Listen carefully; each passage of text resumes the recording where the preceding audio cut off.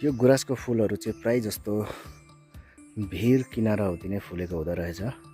अहिलेसम्म मैले देखेको अनुभव चाहिँ त्यही छ। हजुरहरू भन्नुहोस् होला कस्तो हो, के हो, कसरी फुल्छ, कस्तो जग्गामा फुल्छ, मौसम कस्तो हुन्छ यसको लागि, र मौसम भन्नाले क्लाइमेट कस्तो हुनु पर्यो यसको लागि हैन। बहुतै राम्रो फुल, नेपालको त यो राष्ट्रिय फुल पनि हो, गुराँस भनिन्छ। नेपालको राष्ट्रिय फ्लावर, नेसनल फ्लावर हजुरहरूले देख्न सक्नुहुन्छ। किनभने प्राय जस्तो मैले अहिले देखेको भिर किनाराहुँदी नै